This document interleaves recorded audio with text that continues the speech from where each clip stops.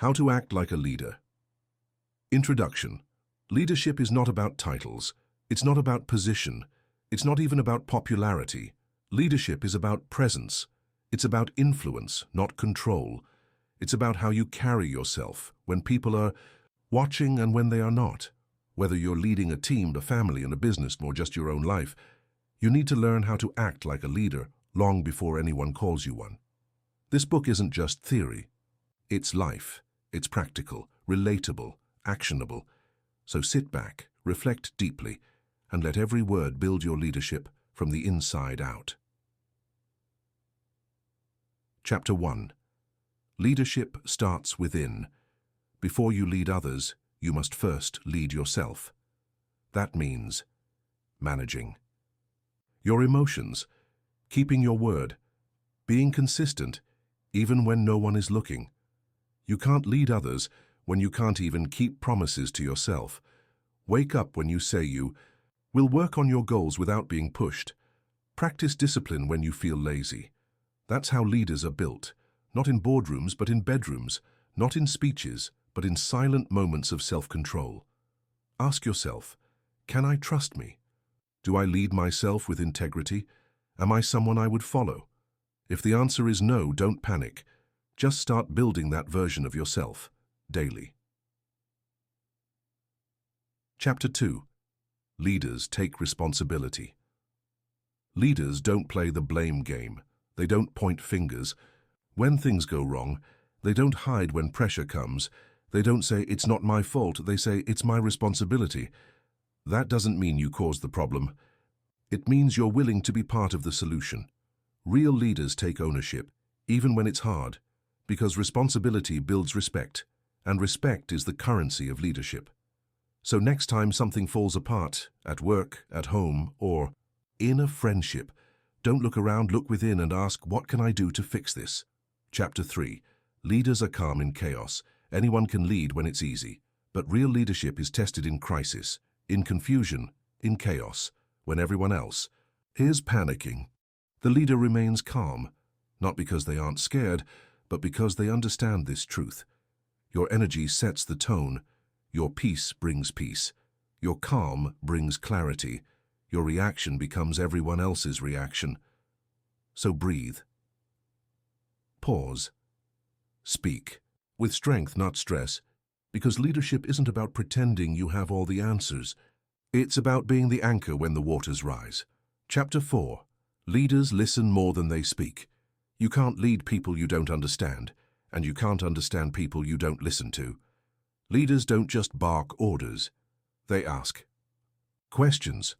They listen deeply. They make people feel heard, because when people feel heard, they trust you, and trust is the soil leadership grows from. So don't just talk. Don't just lecture. Don't just direct. Sit down, look people in the eye, and listen, not to reply, but to understand. That's how influence is built. Chapter 5. Leaders show up. Even when it's hard, you don't have the luxury to disappear just because you're tired. Leaders show up when they're frustrated, when they're doubted, when they don't feel like it. Because leadership is not a mood, it's a mission. And missions don't wait for perfect feelings. They require faithfulness. So wake up, suit up, show up. Even if your voice shakes, even if your hands tremble, even if no one claps. Because leadership is about being reliable, not just visible. Chapter 6. Leaders model what they expect. You can't ask others to do what you don't do. You can't preach discipline and live recklessly. You can't demand honesty and lie behind the scenes. You can't shout excellence while cutting corners. People don't follow your words, they follow your example. So if you want loyalty, be loyal. If you want effort, show effort. If you want results, model results. Leadership is not a lecture, it's a mirror. So look at your own life. Would you be inspired by someone who lives like you? If not, fix that first. Chapter 7. Leaders empower. Not control leadership is not about being the smartest in the room. It's about making sure everyone in the room is seen. Leaders don't compete with their team. They complete their team. They recognize potential. They delegate with trust. They help others rise without fear of being outshined, because true leaders aren't intimidated by strong people. They build them. You want to act like a leader? Then empower people. Celebrate them, coach them, correct them with grace, because leadership isn't control, it's collaboration. Chapter 8. Leaders admit when they're wrong. Let me tell you this straight. Arrogance kills leadership. Pride makes you look small. Fake perfection is exhausting, and people see through it. You want to gain respect. Say I was wrong, say I don't know, say I'm sorry, not once, not as a trick, but as a habit, because humility is strength. It shows you're real, it shows you're growing, it shows you're human, and people don't follow perfect leaders, they follow authentic ones. Chapter 9. Leaders. Keep their emotions in check. Emotions are real, but they should never be in control of the steering wheel. If you want to act like a leader, you must learn when to speak, when to pause, when to respond, and when to walk away. Not everything deserves a reaction. Not every trigger needs to be pulled. You cannot be a slave to your emotions and a leader at the same time. So feel them, but don't feed them. Take a breath, take a walk, take a moment, then respond with wisdom, not weakness. Chapter 10. Leaders. Invest in themselves. You can't pour from an empty cup. You can't inspire people if you're drained. You can't lead people if you're lost. You can't teach growth if you've stopped growing. That's why real leaders prioritize learning, reading, reflection, rest.